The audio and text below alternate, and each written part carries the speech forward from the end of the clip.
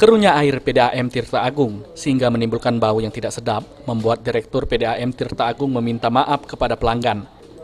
Menurut Banaryanto selaku Direktur PDAM Tirta Agung, keruhnya air PDAM karena adanya perbaikan pipa yang mengalami kebocoran. Selama ini, sistem distribusi air yang didistribusikan diambil dari Pasar Kayu Agung yang bersumber dari sumur bor.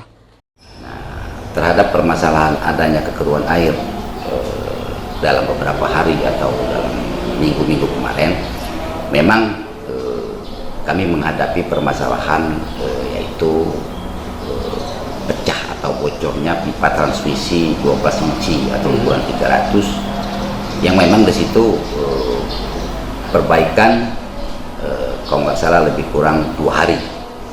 Nah, setelah perbaikan itu untuk air yang kami distribusikan, kalau dari pengelolaan instalasi pengolahan air, kami akan menjamin akan kualitas tersebut.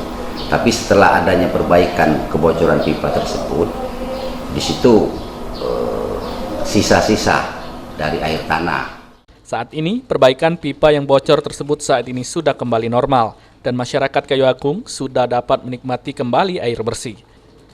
Masyarakat pun bisa mengadukan keluhan pelanggan ke nomor pelayanan gangguan PDAM Tirta Agung. Ahmad Romawi, PAL TV.